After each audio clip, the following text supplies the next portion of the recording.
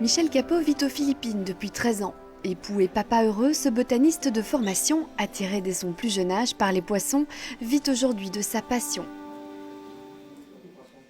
Il est l'heureux propriétaire d'une pisciculture unique en son genre aux Philippines. Bienvenue au royaume des discus. J'ai commencé en 2004. J'avais un aquarium dans la maison et j'avais acheté quelques discus et puis ils se comportaient bien. Donc j'ai fait une première installation pour voir comment ça se passait. Et puis j'avais des résultats relativement intéressants. Donc j'ai fait une seconde extension. Et puis durant 4 ans, j'ai agrandi 4 fois. Et il m'a fallu donc attendre la 5e année pour pouvoir commencer à vendre le fruit de la pisciculture. Pour plusieurs raisons. D'abord parce qu'il fallait comprendre donc, le comportement de ces poissons, comprendre le principe de reproduction, ce qui va pas, etc. Tous les aléas, tous les avantages. Et puis aussi, il fallait se construire un stock. Donc après l'achat des reproducteurs, il fallait produire pour vendre. Et évidemment, il faut quelques années pour produire suffisamment de stock pour pouvoir suivre les commandes. Conclusion, Michel possède aujourd'hui plus de 5000 poissons, tous plus beaux les uns que les autres. Pour cause, cet animal de compagnie demande des soins constants. Chaque jour, il faut renouveler les 100 mètres cubes d'eau des 315 aquariums, les nettoyer, contrôler la qualité de cette eau, mais il faut aussi nourrir les discus. Ils mangent jusqu'à 7 fois par jour, un régime sur mesure à base de cœur de bœuf.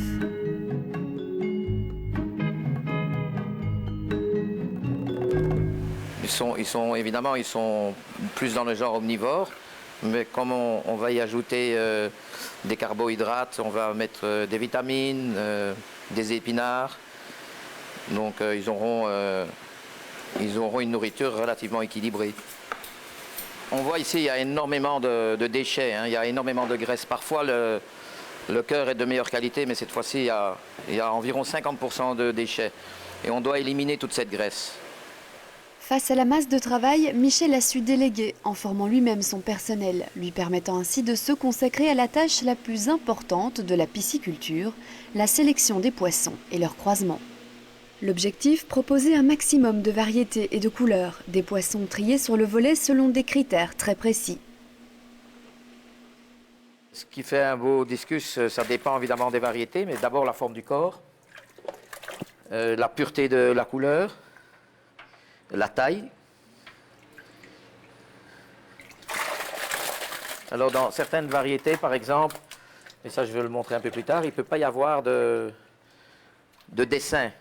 Donc la couleur doit être, il peut y avoir que du rouge par exemple, et il ne peut pas y avoir des dessins bleus sur les branchies, sur les opercules en fait.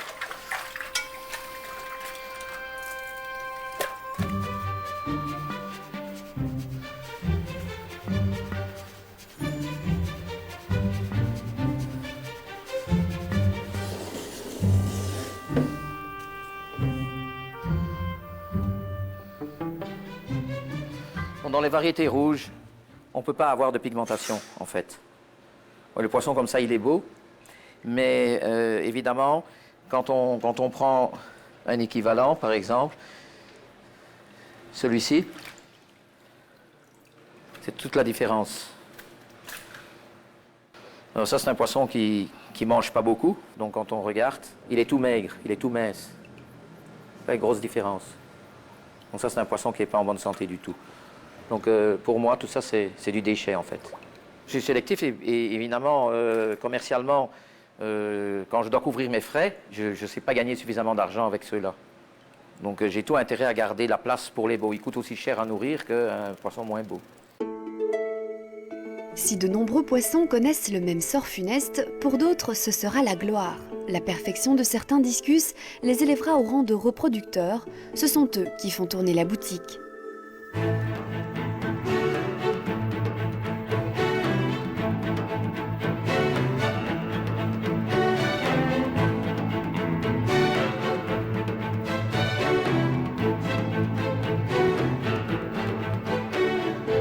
Chaque jour, des couples font leur parade amoureuse.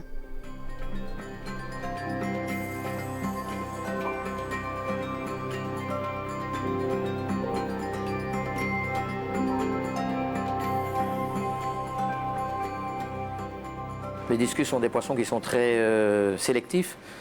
Dans la nature, donc ils s'accouplent, ils choisissent une femelle, un mâle, et c'est pour la vie. Et si on attend qu'ils s'accouplent d'eux-mêmes, ben d'abord, on n'arrive pas à accoupler ceux qu'on veut pour produire les variétés qu'on veut. Et puis, ça risque de prendre énormément de temps. Donc, on force l'accouplement. Et évidemment, on augmente la réussite de plus de 50%. Sur 300 œufs, seuls 25 alevins verront le jour. La moitié d'entre eux aura la chance de devenir adulte. Un jeu de sélection et de croisement rendant presque infini le nombre de variétés de discus. Pour Michel, c'est un vrai business. Sa pisciculture est la seule aux Philippines. Il y a des particuliers qui font un petit peu d'élevage, mais une ferme comme ça, il n'y en a pas aux Philippines. Les seuls qu'on trouve aux Philippines sont des poissons qui sont importés de Malaisie ou de Hong Kong ou d'Indonésie. Mais des Philippines, il n'y en a pas. Alors évidemment, c'est une facilité. Les gens viennent ici, peuvent choisir ce qu'ils veulent. Quand on importe, on ne choisit pas. Un choix qui ne doit pas être opposé à la légère. Certains individus peuvent coûter jusqu'à 2000 €. Grossistes et collectionneurs du monde entier, les clients de Michel sont certains de trouver leur bonheur parmi ces aquariums. Élevés avec patience et respect, les discus d'Ichiban pourront aussi compter sur Jaco, 7 ans, le fils de Michel, pour qui poisson pourrait bien rimer avec passion.